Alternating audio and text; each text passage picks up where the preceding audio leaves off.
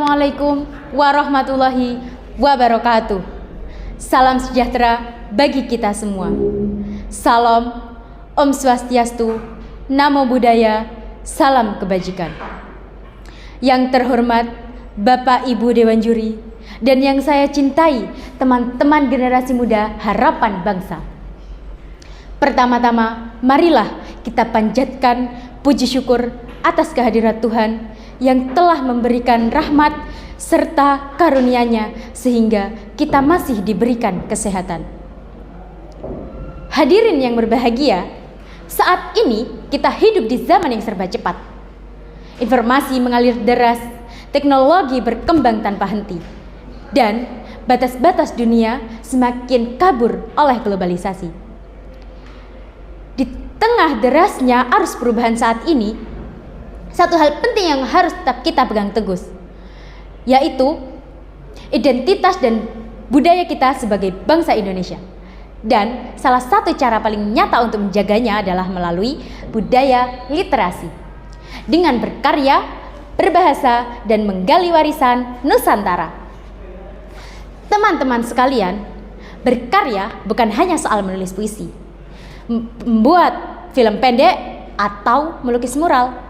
Berkarya adalah bentuk ekspresi jiwa, cara kita menyampaikan ide, suara hati, dan mimpi-mimpi kita.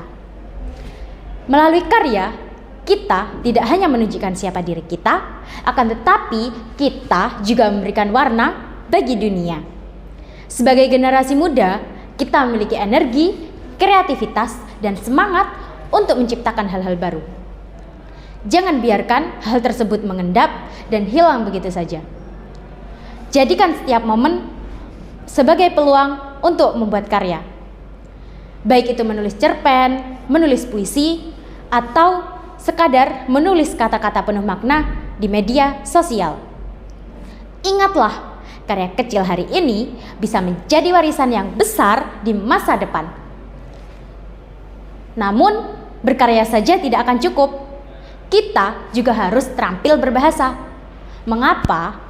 Karena bahasa adalah alat untuk menyampaikan pesan, menyentuh hati, dan untuk membangun peradaban.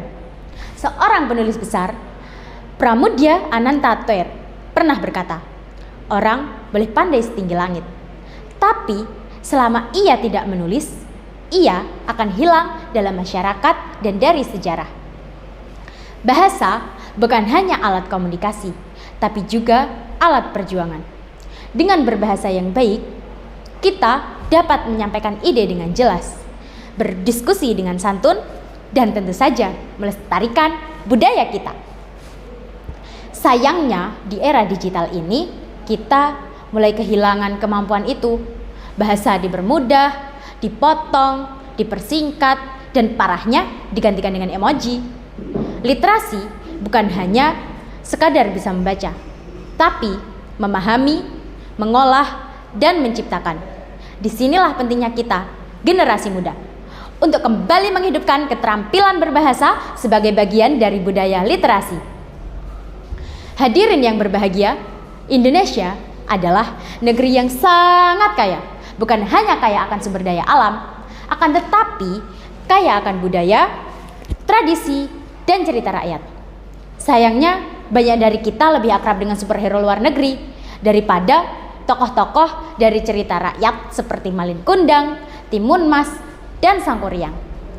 Padahal, jika dipelajari lebih lanjut, cerita rakyat Nusantara penuh dengan pesan moral, nilai luhur, dan filosofi kehidupan. Di balik kisah-kisah sederhana itu, tersimpan kearifan lokal yang bisa menjadi inspirasi karya dan karakter. Maka dari itu, mari kita gali kembali cerita-cerita itu. Misalnya, dari kisah Batu Menangis, kita belajar tentang pentingnya berbakti kepada orang tua. Dari legenda Danau Toba, kita belajar tentang kejujuran. Dan dari Sangkuriang, kita diajak untuk merenungkan hasil dari keputusan yang diambil dengan tergesa-gesa. Jadi, kisah-kisah ini tidak hanya sebagai hiburan, tapi juga sebagai pelajaran hidup. Literasi adalah pondasi bangsa yang cerdas. Budaya literasi bukan hanya tugas guru atau pustakawan, tetapi tanggung jawab kita semua. Ketika kita membaca, kita membuka jendela dunia. Ketika kita menulis, kita membangun jembatan ke masa depan. Menjadi generasi yang aktif berkarya dan terampil berbahasa bukan berarti harus menjadi sastrawan atau wartawan. Cukup dengan memiliki kesadaran literasi, membaca buku setiap hari, menulis jurnal harian, atau berdiskusi dengan santun dan berisi. Inilah bentuk nyata dari mencintai budaya sendiri. Budaya literasi yang tidak tercabut dari akar Nusantara.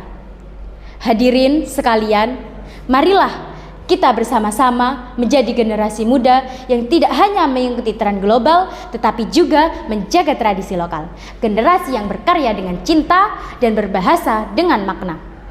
Generasi yang cinta budaya literasi di era globalisasi. Mari kita isi ruang digital dengan karya yang membangun. Mari kita hidupi bahasa dengan tutur yang bijak. Mari kita gali cerita rakyat dan jadikan sebagai bahan bakar kreativitas kita. Karena bangsa yang besar bukan bangsa yang kaya, akan tetapi bangsa yang mengenal dan mencintai budayanya sendiri. Demikian pidato ini saya sampaikan.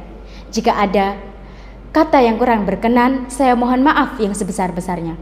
Wassalamualaikum warahmatullahi wabarakatuh. Salam sejahtera bagi kita semua.